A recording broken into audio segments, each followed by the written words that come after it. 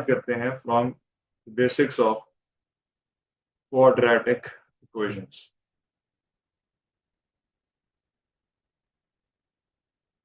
So what are quadratic equations? Quadratic equations are all the equations of degree 2. All the equations having degree 2. Degree 2 का मतलब ये होता है कि इन equations में x की power 2 होती है, सही है? So the most basic quadratic equation is y is equal to x square. ये सबसे basic quadratic equation. और इसको अगर मैं sketch करूं यहाँ पे समझने के लिए, ठीक है, तो हर इक्वेशन का ना एक आउटपुट होता है और आउटपुट को आप मैप कर सकते हैं।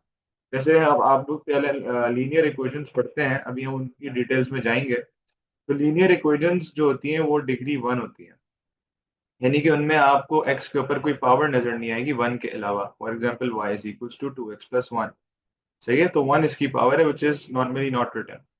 तो ये जो डिग्री 1 इक्वेशंस है जिनको हम लीनियर इक्वेशंस कहते हैं, इनका भी एक आउटपुट होता है और इनका आउटपुट होता है स्लोप्ड लाइंस, या इंक्रीजिंग या डिक्रीजिंग, या फिर a line can be a straight और अ हॉरिजॉन्टल। तो the straight lines are representing linear equations. इसी से एक लेवल ऊपर जाएंगे तो डिग्री 2 आ जाएगा और वो आपकी हो जाएंगी क्वाड्रेटिक इक्वेशंस। अब इनका आउटपुट कभी भी लीनियर नहीं होता, इनका आउटपुट होता है पैराबोलिक, सही है ना। What is the meaning of parabolic output? Let's see for ourselves.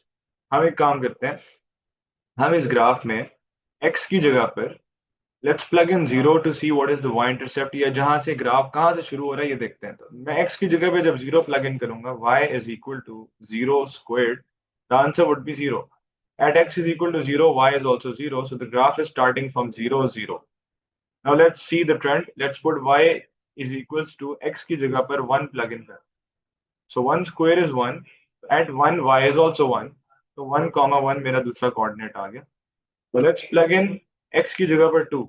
तो y is equal to x square वाली इक्वेशन में x की जगह पर 2 प्लग इन करते हैं, 2 का स्क्वायर आ जाएगा 4। तो जब मैंने x की जगह 2 प्लग इन किया मेरा आंसर आ गया 4। तो 2 पे मेरा आंसर आ रहा है, मेरी जंप बड़ी हो गई है। 3 पे मेरा आंसर आएगा 9, मेरी जंप और इंक्रीज हो जाएगी और होते होते होते ये ग्राफ कुछ इस तरह का दिखेगा। तो ठीक कर लेते हैं। yes, and when I'll give it the negative inputs for all the negative inputs of x, यानी कि if I plug in -1 squared, तो -1 का स्क्वायर पॉजिटिव 1 हो जाएगा। जब मैं इसमें -2 पुट करूंगा तो -2 का स्क्वायर पॉजिटिव 4 हो जाएगा। तो नेगेटिव एक्सिस में भी एग्जैक्ट सेम आउटपुट आएगा और ऐसे करके ये ग्राफ बन जाएगा। ये आपका बेसिक क्वाड्रेटिक इक्वेशन का सबसे बेसिक इक्वेशन का स्केच है, y is equal to x square. अच्छा, याद रखना कि इधर इसी इक्वेशन में अगर मैं y is equal to minus x square लिख दूंगा तो उससे क्या होगा? उससे ये होगा कि एग्जैक्टली जो ग्राफ ऊपर वाले दो क्वाड्रेंट्स में, क्वाड्रेंट 1 और क्वाड्रेंट 2 में बन रहा था, एग्जैक्टली वही ग्राफ रेप्लिकेट हो जाएगा इन द ऑपोजिट क्वाड्रेंट, यानी कि अब ग्राफ आपका इस तरह का बनेगा इन द ऑपोजिट साइड। और वो आप वैसे भी x की जगह इनपुट्स डाल के क्रॉस चेक कर सकते हैं। तो when I put these values I get this graph. तो इससे हमें यहाँ पर एक चीज मिली, क्या मिली? कि if the coefficient of x square is negative it gives a sad face graph, and if the coefficient of x square is positive, यानी कि यहाँ माइनस नहीं होगा, it gives us a smiling face graph. Smiling face graph को हम, हाँ जी अब्दुल्ला।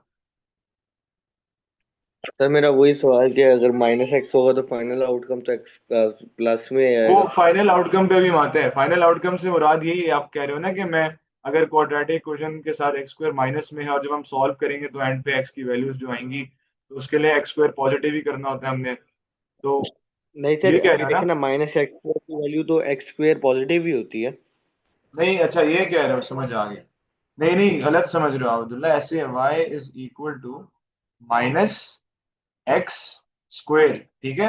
अब अगर मैं एक्स की जगह पर, देखते हैं, एक्स की जगह पर 1 पुट करता हूँ, तो y is equal to minus x के साथ ब्रैकेट है 1 का स्क्वायर, तो मेरा आंसर आएगा y इज इक्वल टू -1। तो जब मैंने x की जगह पर 1 प्लग इन किया, मेरा आउटपुट आ रहा है -1। जब मैं 2 प्लग इन करूंगा मेरा आउटपुट आएगा -4। 3 पे -9, तो ये जो माइनस है ये दिस इज आउटसाइड, dx²। अब समझ आ गई सही है? है जी। ठीक है। अच्छा, अब ये बेसिक आउटपुट्स थे और इससे हमें ग्राफ्स की नेचर्स का पता लग गया। अब क्वाड्रेटिक इक्वेशंस की जो जनरल फॉर्म होती है ना, जनरल फॉर्म नहीं होती, ये तो आपकी सबसे बेसिक इक्वेशन थी, तो जनरल फॉर्म यहाँ लिखते हैं that the general form of a quadratic equation is ax square y is equal to ax square plus bx plus c। तो जो मैंने ऊपर इक्वेशन लिखी है y is equals to x square, वो क्या है? उस इक्वेशन में y is equals to x square वाली इक्वेशन में a जो है वो 1 है, b जो है वो 0 है, और c भी जो है वो 0 है। अच्छा, अब ये जो तीन ए बी सीज हैं, जो coefficients of x square, x and the constant है, ये हमें कहाँ काम आएंगे? ये कोफिशिएंट्स हमें काम आएंगे नंबर वन, क्वाड्रेटिक फॉर्मूला लगाते हुए, सिर्फ क्वाड्रेटिक फॉर्मूला लगाते हुए।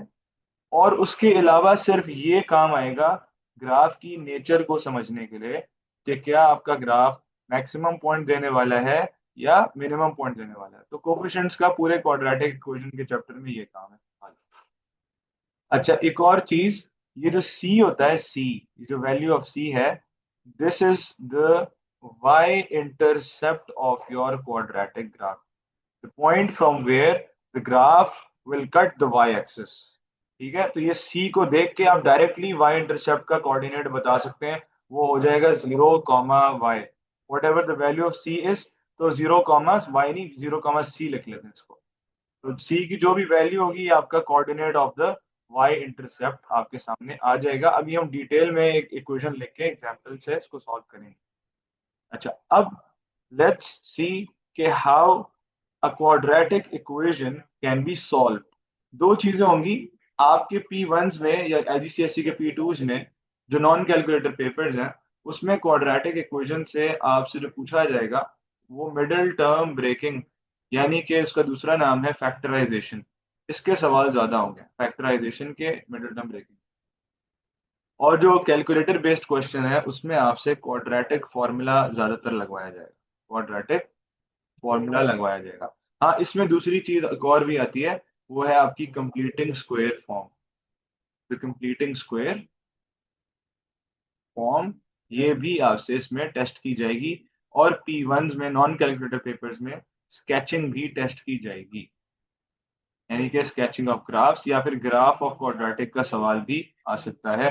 P2 में क्वाड्रेटिक के ग्राफ्स का सवाल रेयरली आता है, फिर वो ग्राफ्स ऑफ फंक्शंस में चले जाते हैं। P2 के जो सवाल है ना, वो अभी क्वाड्रेटिक इक्वेशन, जरूरी नहीं है कि वो क्वाड्रेटिक इक्वेशन ही हो, उसमें और भी आ सकती है। तो अब हम लोगों ने फिलहाल एक, दो, तीन और चार, इन चार चीजों पे गौर करना है कि ये कैसे कैसे होंगी। Let's take a single equation, a quadratic equation, and then solve that quadratic equation with these four different methods. तो इक्वेशन लेते हैं हम, y is equal to x square minus 5x plus 6। अब ये एक क्वाड्रेटिक इक्वेशन है, और quadratic equation की पहचान यही है कि x की डिग्री 2 है। अच्छा, by looking at the quadratic equation, I have four different ways to solve it. The middle term breaking method, the quadratic formula, the completing square method। इन तीनों से तो ये सॉल्व होगी, और सॉल्व होकर हमें x की दो वैल्यूज मिलने वाली हैं। और जो चौथा तरीका है वो है आपका स्केच करना, कि आप ग्राफ को स्केच करें। सही है, तो ये चारों चीजें अब हम इस इक्वेशन के साथ करते हैं। अब मिडिल टर्म ब्रेकिंग करते हैं। सबसे पहले मुझे उम्मीद है आप लोगों को थोड़े बहुत कॉन्सेप्ट मिडिल टर्म ब्रेकिंग के याद है, तो हम इसको जल्दी से कर लेते हैं। मिडिल टर्म ब्रेकिंग का पहला स्टेप ये होता है कि जो कोफिशिएंट ऑफ एक्स स्क्वायर है ए, वो आपकी कांस्टेंट वैल्यू सी से मल्टीप्लाई होता है। तो इस केस में आपका 1 मल्टीप्लाई हो रहा है 6 के साथ, और आपका आंसर आ रहा है 6। Now you have to look for factors of 6 जिनको मल्टीप्लाई करने से पॉजिटिव 6 आए, जिनको ऐड करने से -5 बने। तो मेरे सामने ऑप्शन आ रही है -3 times -2। Now these are the factors of 6, यानी कि असल में इसका नाम है middle term breaking. And this is the middle term of your quadratic equation which we will break into two different terms, and those two different terms को लाने का ये तरीका होता है। तो ये दो टर्म्स ये आ गई आपकी, तो अब हम इसको लिखते हैं ब्रेक करके, y is equal to x square minus 3x minus 2x plus 6। तो आप गौर करो, -3x और -2x को ऐड करो, मतलब माइनस माइनस करो तो -5 ही बनेगा। तो हमने उसको ब्रेक कर दिया इनटू टू डिफरेंट टर्म्स। अब हम कॉमन लेंगे from the first two terms, that would be x, and left hand side would be x-3। अब इसके बाद आप क्या करो, अगर आपने सीक्वेंस सही रखा हुआ है ना, इन वैल्यूज को सही पुट किया हुआ है, तो आपने आगे वाले को नहीं देखना है, सिंपल है। जब आपने इसमें से कॉमन ले लिया x और x-3 बच गया, इसके बाद अगला कोफिशिएंट है -2, just copy this down, -2, and then copy the first bracket x-, और क्योंकि हम इसको सॉल्व कर रहे हैं, we'll put this equal to 0। अगर सॉल्व का वर्ड यूज होगा तो इक्वल टू 0 होता है, और अगर फैक्टराइज का वर्ड यूज होगा तो फिर इक्वल टू 0 नहीं होता। फिर जहां दो ब्रैकेट्स आए वहां तक करना होता है बस। अब इसको हम लिखेंगे x-3, the two repeated brackets, and then x-2, the values outside the brackets, equal to 0, and we'll put them equal to 0 one by one. x-3 is equal to 0 and x-2 is equal to 0. So x is equal to 3 and x is equal to 2. So these are the two solutions of the quadratic equation. अब जरा यहाँ पर before moving on to the next method, यहाँ पे मैं आपको जरा थोड़ा सा कॉन्सेप्ट बता दूं कि सॉल्यूशंस कहते किसको हैं। इनका दूसरा नाम होता है बच्चों रूट, को रूट भी कहते हैं, और इनको एक्स इंटरसेप्ट भी कहते हैं, x intercept of the graph, of the quadratic graph. Assuming कि आपका ये ग्राफ है और आपका ग्राफ कुछ इस तरह का बन रहा है, लेट्स सपोज, तो ये जो ग्राफ एक्स एक्सिस को जिन पॉइंट्स पे क्रॉस कर रहा है, ये वो दो वैल्यूज होती हैं जो हमारी क्वाड्रेटिक इक्वेशन को सॉल्व करने से हमें मिलती हैं। यानी कि x इज इक्वल टू 3 और x इज इक्वल टू 2 वो दो कोऑर्डिनेट्स हैं जहां से आपके इस ग्राफ ने कट करके गुजरना है। अगर मैं इनको कोऑर्डिनेट फॉर्म में लिखूं तो ये असल में दो x इंटरसेप्ट्स हैं, दो x इंटरसेप्ट के कोऑर्डिनेट्स हैं जो कि होंगे 3, 0, because y is 0 over here, and 2, 0। Zero देखो और करो क्यों आ रहा है, क्योंकि हमने इस इक्वेशन को इक्वल टू 0 रखा था। किसकी इक्वेशन को? y की इक्वेशन।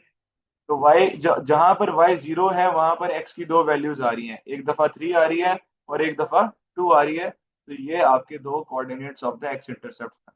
तो असल में ये जो आंसर्स होते हैं ये क्या होते हैं? ये roots of the quadratic graph. Now let's solve the same equation using the quadratic formula. Y is equal to x square minus 5x plus 6. So to apply the quadratic formula, the first step is to identify the coefficients of x square, coefficient of x, and the value of c.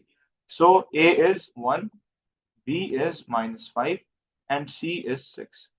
Let's write down the quadratic formula over here. Minus b plus minus square root of b square minus 4ac over 2a.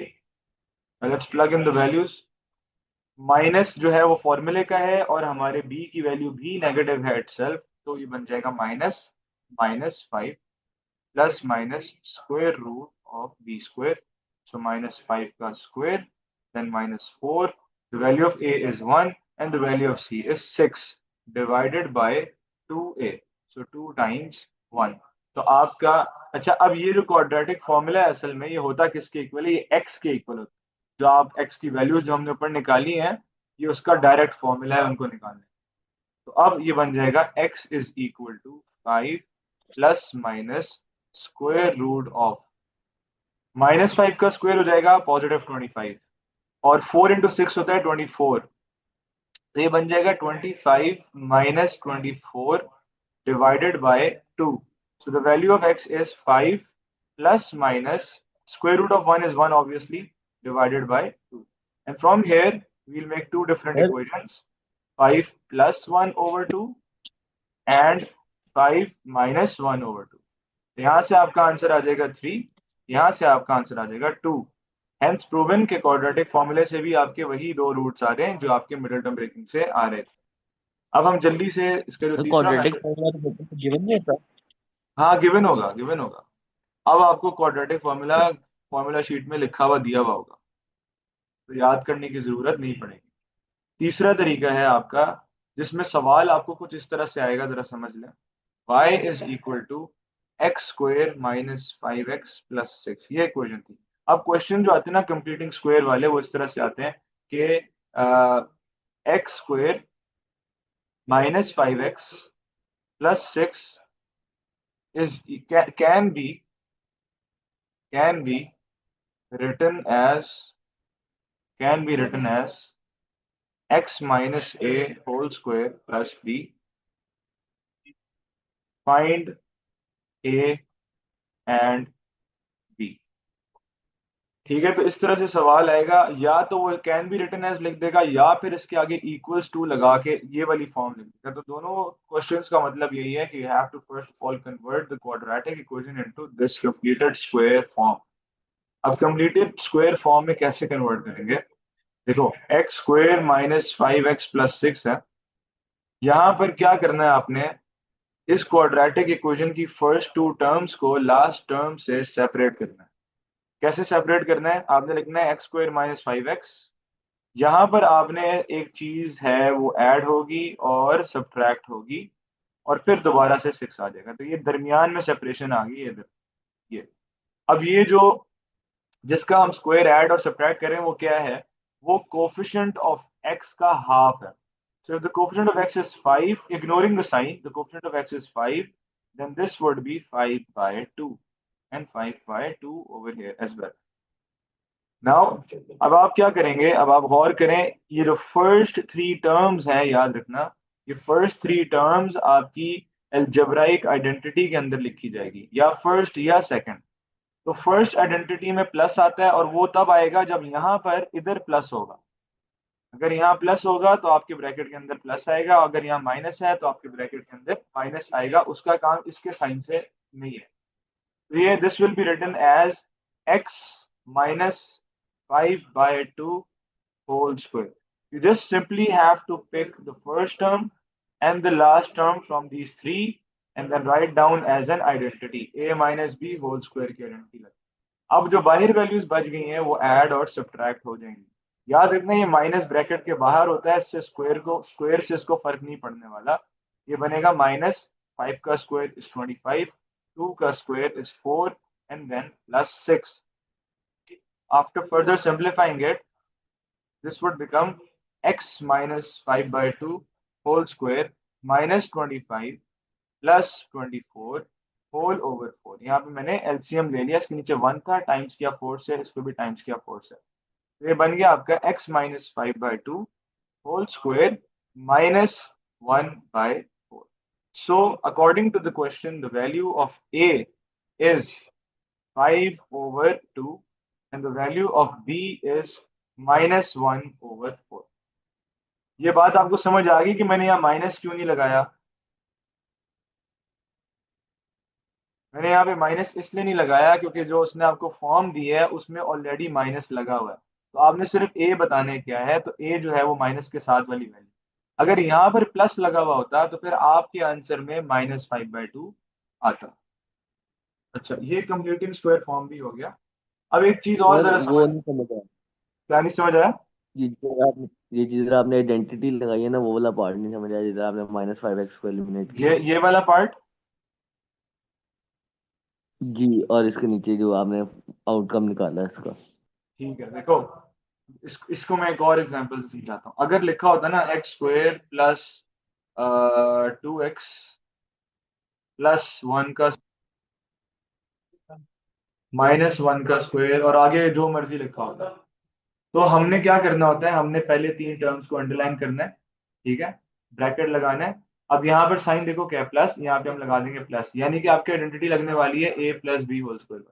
अब ये a और b क्या होंगे? ये पहला letter और ये जो तीसरी टर्म है ये आपका a होगा और ये आपका b होगा। ये बन जाएगा x प्लस 1 होल स्क्वायर। इस तरह यहाँ पे वापस आओ, अदर देखो, यहाँ माइनस था तो इसलिए यहाँ माइनस आ गया, a की जगह पर x आ गया, b की जगह पर 5 बाई 2 आ गया और फिर होल स्क्वायर लगा। अब्दुल्ला समझ आ गई बात? सही है। अच्छा, अब इससे ना इस फॉर्म से हमें दो चीजें और पता लगती हैं जो कि बहुत इंपॉर्टेंट है स्केचिंग के लिए भी और वैसे भी। एक चीज है उसका नाम है टर्निंग पॉइंट, और दूसरी चीज है उसका नाम है आपका मैक्सिमम या minimum value. Now what is the turning point? Turning point आपके ग्राफ का वो कोऑर्डिनेट होता है जहां से आपका ग्राफ वापस घूम रहा है। सही है, अगर आपका स्माइलिंग फेस ग्राफ बनता है तो this coordinate is your turning point, और अगर आपका सैड फेस ग्राफ बनता है तो this coordinate is your turning point. तो टर्निंग पॉइंट आप इस कंप्लीटिंग स्क्वायर फॉर्म को देखकर आइडेंटिफाई कर सकते हैं। तो according to this equation turning point क्या होगा वो मैं आपको समझाता हूँ। टर्निंग पॉइंट के लिए आप एक स्टेटमेंट यहाँ पे लिख लें कि अगर इक्वेशन लिखी हुई है x minus h whole square plus के फॉर्म में, if the equation is written in this form, then the coordinate of the turning point will be h comma k। यानी कि ब्रैकेट के अंदर वाला नंबर साइन चेंज होके आ रहा है और बाहर वाला नंबर एज इट इज आ रहा है। So by looking at this equation आप मुझे बताएं कि इसका टर्निंग पॉइंट क्या होगा। ब्रैकेट के अंदर वाला नंबर साइन चेंज होके आ जाएगा 5/2 और ब्रैकेट के बाहर वाला नंबर एज इट इज आ जाएगा -1/4। So this is the coordinate of the turning point of your graph। और मैक्सिमम और मिनिमम वैल्यू डिपेंड करके, जैसे हमारी ये क्वाड्रेटिक इक्वेशन थी, इसका कोफिशिएंट पॉजिटिव था तो इसका मतलब इसकी नेचर थी मिनिमम, तो इसका मिनिमम पॉइंट आने वाला है। तो मिनिमम या मैक्सिमम वैल्यू कौन सी होती है? मिनिमम या मैक्सिमम वैल्यू, ये जो ब्रैकेट के बाहर वैल्यू लिखी है ये होती है। So the minimum value of this graph is -1/4। मतलब ये -0.25 से नीचे ग्राफ जाने ही नहीं वाला, कम से कम यहाँ तक जाएगा और उसके बाद वापस ऊपर चला जाएगा। तो मिनिमम वैल्यू कौन सी होती है? ब्रैकेट के बाहर वाला नंबर एज इट इज। और टर्निंग पॉइंट क्या होता है? ब्रैकेट के अंदर साइन चेंज होके आएगा नंबर और बाहर वाला एज इट इज आएगा। ये दो चीजें आप लोगों को कंप्लीटिंग स्क्वायर फॉर्म से डायरेक्ट पता चल जाती हैं, तो ये आप लोगों ने इसको भी याद रखना है। अब हम आते हैं अपने स्केचिंग की तरफ, sketching of a quadratic graph. अच्छा, इसको हम करते हैं स्केचिंग वाले पार्ट को इधर राइट हैंड साइड पे। Okay, so now let's take this equation y is equal to x square minus 5x plus 6। और मैं इसका अब्दुल्ला आगे कंफ्यूजन दूर करने के लिए ना ये वाली भी लिख लेता हूँ। इस पूरी इक्वेशन को ना माइनस से मल्टीप्लाई करते हैं और बना लेते हैं इसको -x² प्लस 5x माइनस 6। और इन दोनों को देखते हैं कैसे स्केच होगा। ये ग्राफ आपका आ गया इधर और इसका ग्राफ आ गया आपका।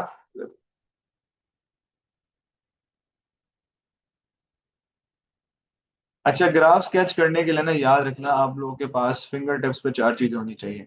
नंबर वन, ये आप लोग पर लिख लेते हैं। Number one, roots. Number two, आपको उसकी नेचर पता हो ग्राफ की। नंबर थ्री, आपको उसका वाई इंटरसेप्ट पता होना चाहिए, पता चल जाएगा इक्वेशन से वैसे ही। और नंबर फोर, आपको उसका turning turning point of the graph पता होना चाहिए। ओके, तो सबसे पहले रूट्स को देखते हैं। इसी क्वाड्रेटिक इक्वेशन के रूट्स का मतलब क्या है? जो आप लोगों ने प्रीवियसली सॉल्व करके एक्स की वैल्यूज जो निकाली थी, जो दो वैल्यूज निकाली थी, those are the roots, the x intercepts. So those two values were x is equal to 2 and x is equal to 3। तो मैं दोबारा सॉल्व नहीं कर रहा, हम ऑलरेडी तीनों तरीकों से सॉल्व कर चुके हैं। तो हमने सिंपली यहाँ पर x is equal to 2, let's graph बनाते हैं। तो दो दो की जंप लगा के 2 को बल्कि इसको ऐसे करते हैं 1 2 एंड 3। तो x इज इक्वल टू 2 पे और x इज इक्वल टू 3 पे लेट्स पुट अ क्रॉस। 2 पे और 3 पे लेट्स पुट अ क्रॉस। उसके बाद दूसरी चीज है nature. Because the coefficient of x square is positive, the graph would be a smiling face graph. पहली इंफॉर्मेशन ये आ गई। दूसरी इंफॉर्मेशन ये आ गई कि मेरा ग्राफ इस तरह का होगा। तीसरी इंफॉर्मेशन, मेरे ग्राफ का वाई इंटरसेप्ट क्या होगा? तो मेरे ग्राफ का वाई इंटरसेप्ट है ये। डायरेक्टली इक्वेशन देख के मुझे पता लग रहा है 6। मेरे ग्राफ का वाई इंटरसेप्ट होगा 6, 1 2 3 4 5 6। यहां से मेरा ग्राफ कट करके गुजर रहा होगा। आखिरी चीज, उस ग्राफ का टर्निंग पॉइंट। अब टर्निंग पॉइंट आप लोगों ने प्रीवियसली जो अभी हमने सॉल्व किया, कंप्लीटिंग स्क्वायर फॉर्म निकाली, तो कंप्लीटिंग स्क्वायर फॉर्म में हमें पता लगा देख कर कि this is the turning point 5/2 and -1/4। Let's write it down over there. अच्छा, मैं आपको एक और चीज भी बताने लगा हूँ। टर्निंग पॉइंट यहाँ लिख लेते हैं 5/2 एंड -1/4। अगर डेसिमल में लिखा जाए तो ये 2.5 कॉमा -0.25 बनता है। अब अगर देखो आप डायरेक्टली ग्राफ स्केच कर रहे हैं और आपको ये सब कुछ पता लग गया है देख के, सॉल्व करके, और अब आप नहीं चाहते कि मैं कंप्लीटिंग स्क्वायर फॉर्म में इसका चेंज करूं और फिर बैठ के टर्निंग पॉइंट निकालूं, तो उसका दूसरा तरीका ये होता है टर्निंग पॉइंट फाइंड आउट करने का, कि याद रखना जो आपके रूट्स होते हैं ना, एक्स इंटरसेप्ट, यानी कि जहां से आपके ग्राफ ने कट करके गुजरना है, टर्निंग पॉइंट हमेशा उसका मिडल होता है। टर्निंग पॉइंट का x coordinate is always the mid point of the roots. ठीक है, तो अगर आपके रूट्स 2 और 3 हैं, then the x coordinate of the turning point would be 2.5, which is visible. जो हमने कंप्लीटिंग स्क्वायर फॉर्म से निकाला वो भी 2.5 ही आ रहा था, तो अब डायरेक्टली जो आपके आंसर्स आएंगे ना, ये 2 और 3 आ रहे हैं, लेट सपोज आपका -1 और 5 आ जाता, तो आप इन दोनों को ऐड करके 2 से डिवाइड करते, तो आपको एक्स कोऑर्डिनेट मिल जाता टर्निंग पॉइंट का। कैसे मिल जाता? x1 प्लस x2/2 करके, x1 and x2 are the roots. तो जब मेरे पास x कोऑर्डिनेट आ जाएगा डायरेक्टली देख करके, यार 2 और 3 तो मेरे रूट्स हैं, तो टर्निंग पॉइंट 2.5 पर होगा, तो y कोऑर्डिनेट कैसे पता चलेगा? 2.5 को आपने क्या करना है, आपने अपनी इक्वेशन में x की जगह पर डाल देना। जब मैं इक्वेशन में x की जगह पर 2.5 प्लग इन करूंगा, तो जो मुझे आंसर मिलेगा वो मेरा y coordinate, y is equal to 2.5 का square minus 5 into 2.5 plus 6, and when I solve this my answer will be minus 0.25, hence proven the coordinate of the turning point can be directly found by this method, which is the answer is 5/2 comma minus 0.25। तो यानी कि आपका turning point का coordinate आ गया इधर कहीं, यहाँ पे मैं उसको प्लॉट कर देता हूँ। एक्यूरेट वैल्यूज तो नहीं है मेरे पास, लेकिन अंदाजन यहाँ पे मैंने उसको निशान लगा। अब मेरे पास टर्निंग पॉइंट भी आ गया, नेचर भी पता चल गई, रूट्स भी आ गए, वाई इंटरसेप्ट भी आ गया, तो ग्राफ कैसा बनेगा? आसान तरीका ये होता है कि आप हमेशा टर्निंग पॉइंट के ना ऊपर लाइन ऑफ सिमेट्री बना दिया करें। आपके टर्निंग पॉइंट जो होता है ना, वो आपके क्वाड्रेटिक ग्राफ की लाइन ऑफ सिमेट्री होती है एक तरह से, उसके ऊपर आप वर्टिकल लाइन ड्रॉ करो, आपकी लाइन ऑफ सिमेट्री बन जाए। और अगर मैं आपसे पूछूं कि इस लाइन ऑफ सिमेट्री की इक्वेशन क्या है, so because it's a vertical line the equation is x is equal to passing from 2.5 then 2, ये इसकी लाइन ऑफ सिमेट्री की इक्वेशन है। मैंने आपको एक रैंडम इंफॉर्मेशन दी एक्स्ट्रा। इस पॉइंट से आपने ग्राफ ड्रॉ करना है इस तरफ, और इसी पॉइंट से आपने ग्राफ ड्रॉ करना है दूसरी तरफ, जो कि 6 पे क्रॉस करके गुजर रहा होगा, और यहाँ से आगे ले जाएंगे इसको, तो ये आपका क्वाड्रेटिक ग्राफ स्केच हो जाएगा। अगर अगला ग्राफ हैविंग द, हाँ जी अब्दुल्ला पूछें।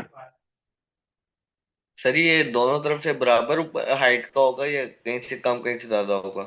वो ये आपने जो कोशिश ये करनी है कि फाइनल जितनी आपको स्पेस गिवन है उसमें बराबर बनाओ। बराबर ना हो। हो बराबर हो। सही है। देखो अगर आपने ना यहाँ से 0 तक ड्रॉ किया ना, यानी कि 6 तक लेकर गए हो 0 तक, तो 2.5 से आप आधा और फिर 2 यूनिट्स पीछे तक आपने ग्राफ ड्रॉ किया हुआ है, तो यहाँ से भी आधा और 2 यूनिट्स आगे, यानी कि 5 तक आपने एक्सटेंड करना है जहां तक भी हो जाता है। तो वो इस तरह, वो ग्राफ अगर मैं एक्यूरेटली आपको दिखाऊं, तो वो कुछ इस तरह से बनेगा। एक सेकंड। सर तो ये जो जो कर्व होता है उसकी एक्यूरेसी के मार्क्स होते हैं? नहीं होते, नहीं होते, बिल्कुल भी नहीं होते, और स्पेशली जहां पर स्केच का वर्ड आ जाए, तो फिर तो सिर्फ और सिर्फ वो आपको ग्रिड भी ना इस तरह की दी होगी जिसमें बॉक्सेस नहीं होंगे। You just have two marks the intercepts. आपने एक्स इंटरसेप्ट मार्क कर लिया खुद से 2 3 लगा के, आपने टर्निंग पॉइंट मार्क कर दिया, आपने वाई इंटरसेप्ट मार्क कर दिया, बस। अब आपने रैंडमली, मैंने तो आपको इसलिए बताया कि आपका ग्राफ अच्छा बने, कि आप लाइन ऑफ सिमेट्री बनाएं, उसके बाद यहाँ से आप उसको पीछे ले जाएं, यहाँ से भी इस तरफ ले जाएं इक्वली, तो आपका ग्राफ कुछ बेहतर बन जाएगा। वरना इसकी एक्यूरेसी के कोई मार्क्स नहीं है, इंटरसेप्ट्स के मार्क्स हैं, और इसका जो नेचर सही बनाई है उसके मार्क्स। ओके, अब अगला जो माइनस वाला ग्राफ है ना, याद रखना सेम इक्वेशन है, बस एक्स स्क्वायर का कोएफिशिएंट नेगेटिव हो गया और बाकी सारे बिल्कुल ऑपोजिट हो गए। एग्जैक्ट सेम ग्राफ बनेगा, लेकिन अब इस दफा उसकी नेचर होगी सैड फेस वाली, मैक्सिमम पॉइंट नेचर। तो जो टर्निंग पॉइंट उसका नीचे आ रहा था, एग्जैक्टली वही टर्निंग पॉइंट ऊपर आएगा। रूट्स इसके सेम होंगे, 2 और 3 सेम रूट्स होंगे, लेकिन टर्निंग पॉइंट 2.5 पर होगा, लेकिन -1/4 के बजाय +1/4 उसकी वैल्यू आएगी। वाई इंटरसेप्ट -6 के बजाय -6 पे आएगा, और ये आपका ग्राफ स्केच इस तरह से हो जाएगा। बात समझ आ गई है? जी सर। अच्छा, मैं आपको ना एक क्वेश्चन देता हूँ, पास पेपर्स में आया हुआ है। उसमें एग्जामिनर ने क्या किया, उसमें एग्जामिनर ने आपको ग्राफ खुद बना के दे दिया था। ग्राफ इस तरह से बना हुआ था। This coordinate was mentioned A and this point was 1 and this point was labeled 6, and the question was, find the equation of this graph, part 1, and part 2 था find the coordinate of A। ये दो सवाल हैं, ठीक है। अब 5 marks का था। आप लोग 2 मिनट लेके सोचें कि कैसे ग्राफ की हेल्प से कैसे मैं इक्वेशन बना सकता।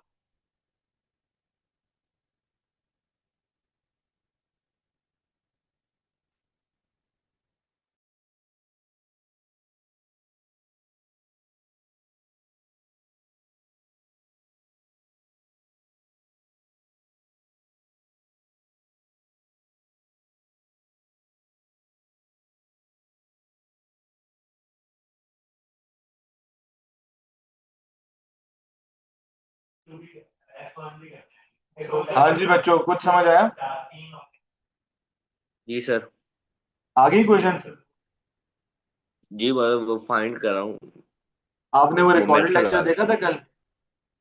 हाँ जी, इसी वजह से उसमें आता है। ये सवाल था ना। हाँ जी, वो उसका वो मिड टर्म ब्रेकिंग से उल्टा जाना है और उसके बाद जो है वो आपस में हाँ, एक्सपेंड करके तो एक वैल्यू आ जाएगी। अलाइना आपका हो गया? नहीं सर, मुझे समझ नहीं आया। ठीक है, देखो अब इस तरह के सवालों में आपने क्या करना होता है। देखो ये 1 और 6 क्या है? 1 और 6 हमने पहले पढ़ा कि दीज आर द रूट्स। हम इनको लिख सकते हैं x=1 एंड x=6। अब आप गौर करो, जब मेरे पास एक क्वाड्रेटिक इक्वेशन आती है, मैं फिर उसकी मिडिल टर्म ब्रेकिंग करता हूँ। मिडिल टर्म ब्रेकिंग करने के बाद मेरे पास दो फैक्टर्स आ जाते हैं, दो brackets, and then I put them equal to 0, और फिर वहां से मुझे दो x की वैल्यूज मिलती हैं। ये वो दो x की वैल्यूज हैं। इस वक्त हम लास्ट स्टेप पे खड़े हैं। अब हमने यहाँ से बैक सॉल्व करना है। अब हमने बैक सॉल्व करते करते वापस क्वाड्रेटिक इक्वेशन पे आना है। इससे पिछला स्टेप क्या होता है? इससे पिछला स्टेप होता है x-1 = 0, x-6 = 0। इससे पिछला स्टेप क्या होता है? x-1 और x-6 ब्रैकेट के अंदर होते हैं और आगे इक्वल टू 0 लिखा होता है। और इससे प्रीवियस स्टेप क्या होगा? अब इसको हम क्या करेंगे? सिंपली एक्सपैंड कर देंगे, तो ये बन जाएगा आपका x² - 6x - x and then +6। और इसको सही सिंप्लीफाई करो तो ये बन गया x² - 7x +6। अच्छा, अब गौर आपने ये करना है, ये मेरी फाइनल इक्वेशन अभी नहीं आई है। वजह उसकी ये है कि मेरा ग्राफ है sad face, maximum point nature का ग्राफ है, और मेरी जो इक्वेशन आ रही है उसमें x² का कोएफिशिएंट पॉजिटिव आ रहा है। So to make it correct, what will do is will multiply the whole equation by minus, and the answer is y -x² +7x -6। ये मेरी क्वाड्रेटिक इक्वेशन पहले पार्ट का आंसर आ गया। y -x² +7x -6। और दूसरे पार्ट का answer coordinate of ए, तो कोऑर्डिनेट ऑफ ए जो है वो y इंटरसेप्ट है, और y इंटरसेप्ट पर x 0 होता है। तो मैं इस इक्वेशन में x की जगह 0 प्लग इन करूंगा, तो ये हो जाएगा 0 का square is 0, 7 × 0 = 0, so I will be left with -6। और वैसे भी मैं देख के बता सकता हूँ कि c -6 है, तो मेरा कोऑर्डिनेट आ गया 0, -6, coordinate of A. Clear? Yes sir. ठीक हो गया। तो क्वाड्रेटिक इक्वेशन